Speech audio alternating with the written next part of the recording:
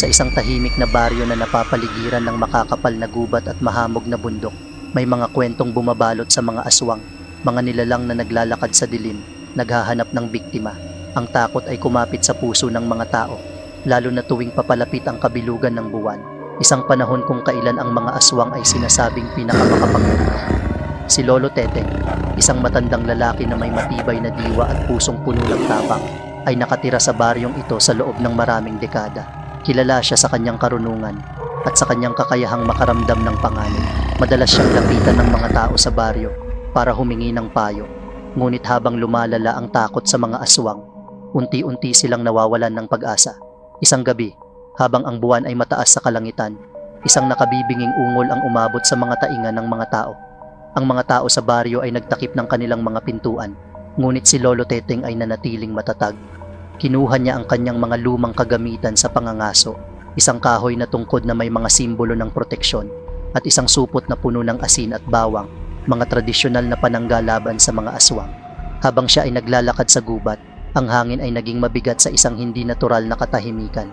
Ang mga anino ay sumasayaw sa pagitan ng mga puno, at ang amoy ng pagkabulok ay pumuno sa kanyang ilong. Ngunit hindi siya natakot. Ang kanyang puso ay puno ng determinasyon na harapin ang kasamaan na bumabalot sa kanyang tahanan. Bigla isang figura ang lumitaw mula sa madilim na bahagi ng gubat. Isang mataas at payat na nilalang na may nagniningning na mga mata at matutulis na mga pangil. Isang aswang.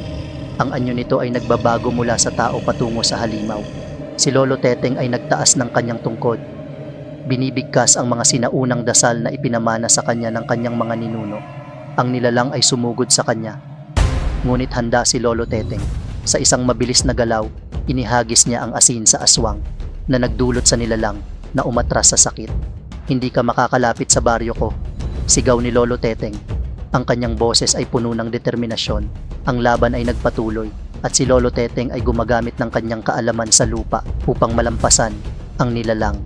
Dinala niya ito sa mas malalim na bahagi ng gubat kung saan ang mga puno ay mas makakapal at ang mga anino ay mas madidilim. Sa bawat dasal na kanyang binibigkas, naramdaman niya ang kapangyarihan ng kanyang mga ninuno na gumagabay sa kanya. Habang ang aswang ay patuloy na sumusugod, si Lolo Teteng ay nag-isip ng isang plano. Alam niyang ang aswang ay may kahinaan sa mga bagay na may kinalaman sa liwanag, kaya't naghanap siya ng mga sanga ng puno na may mga bulaklak na naglalabas ng liwanag sa dilim. Sa tulong ng kanyang tungkod, pinagsama-sama niya ang mga ito at gumawa ng isang uri ng ilaw. Sa ngalan ng mga ninuno, itinataguyod ko ang liwanag laban sa kadiliman. Sigaw niya habang itinutok ang kanyang likha sa aswang. Ang nilalang ay napahinto. Ang mga mata nito ay nagningning sa takot. Sa pagkakataong iyon, si Lolo Teteng ay nagdasal ng mas malakas. Ang kanyang boses ay umabot sa mga bituin. Ang liwanag mula sa kanyang ginawa ay nagbigay ng lakas sa kanya. At sa isang iglap, ang aswang ay nagbago ng anyo. Naging mas maliit ito at mas mahina. Nakita ni Lolo Teteng ang pagkakataon. Sa kabila ng takot na bumabalot sa kanyang puso, nagpatuloy siya sa kanyang dasal. Sa ngalan ng mga ninuno at ng lahat ng mabuti, pinapalayas kita aswang. Huwag kang bumalik sa baryo ng mga tao.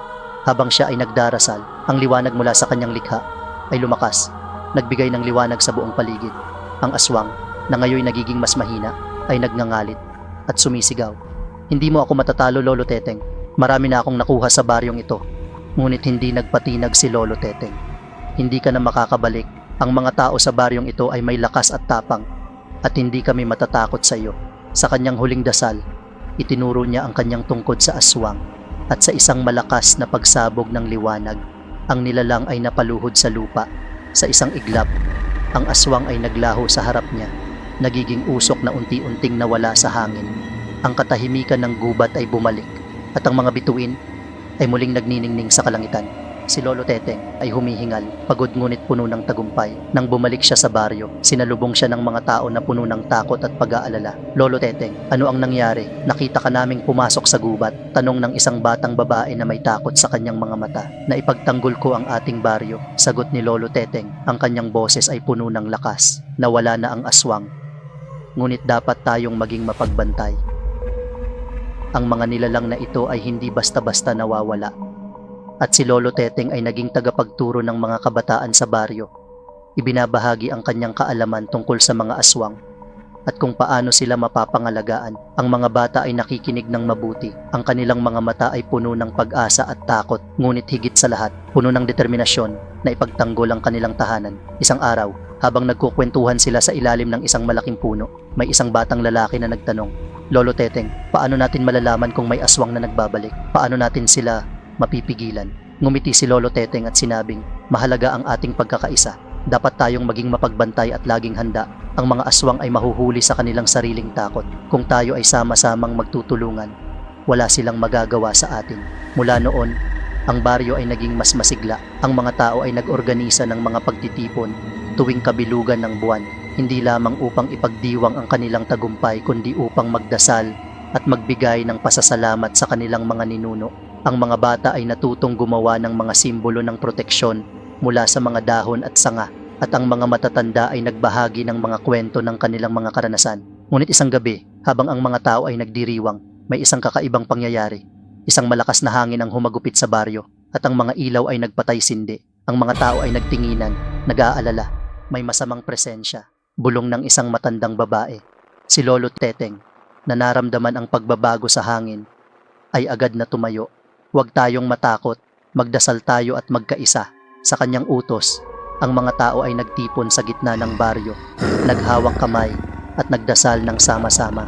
Sa gitna ng kanilang dasal, isang anino ang lumitaw mula sa dilim. Isang mas mataas at mas malakas na aswang ang nagpakita. Ang mga mata nito ay nag-aapoy sa galit. "Nandito ako upang ipakita sa inyo na hindi kayo ligtas." Sigaw nito. Ang boses ay umuugong sa hangin, ngunit hindi natakot ang mga tao. Sa halip, ang kanilang mga puso ay napuno ng lakas at determinasyon. Si Lolo Teteng ay humakbang pasulong. Ang kanyang tungkod ay nakataas. "Hindi ka makakalapit sa amin. Ang aming pagkakaisa ay mas malakas kaysa sa iyong kadiliman." Ang aswang ay sumugod, ngunit sa bawat hakbang nito, ang mga tao ay nagdasal ng mas malakas. Ang liwanag mula sa kanilang mga puso ay tila nagbigay ng lakas sa kanilang mga tinig. "Sa ngalan ng mga ninuno, pinapalayas ka namin." Sigaw nila. Ang kanilang mga boses ay nag-uumapaw sa hangin. Habang ang aswang ay patuloy na sumusugod, si Lolo Teteng ay nagdasal ng mas malalim. "O mga espiritu ng aming mga ninuno, tulungan ninyo kami. Ibigay ninyo ang liwanag na kailangan namin upang mapanatili ang aming baryo." Sa kanyang mga salita, ang liwanag mula sa kanilang mga dasal ay nag-iba ng anyo.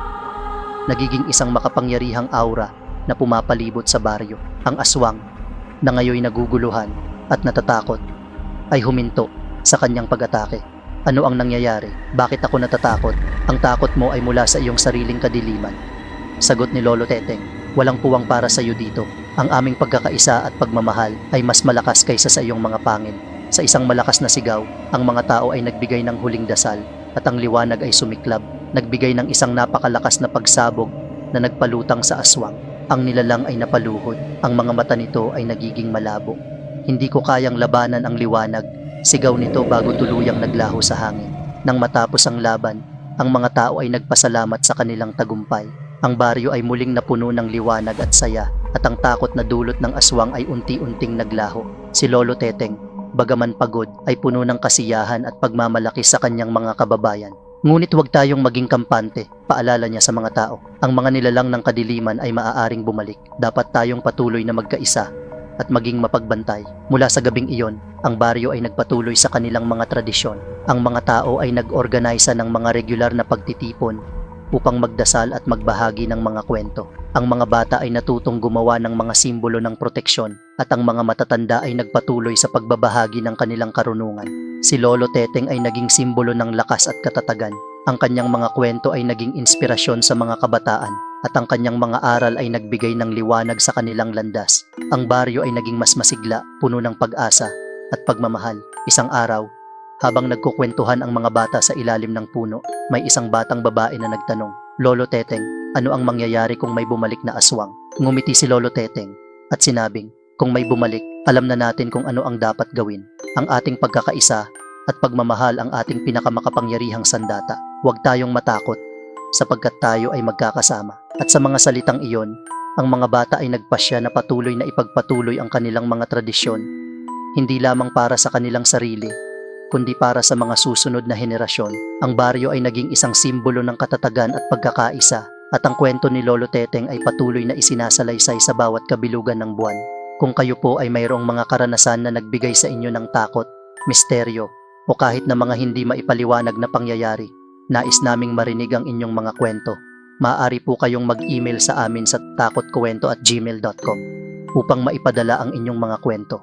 Ang inyong mga karanasan ay maaaring magsilbing inspirasyon at babala sa iba, kaya't huwag po kayong mag-atubiling ibahagi ang inyong mga saloobin.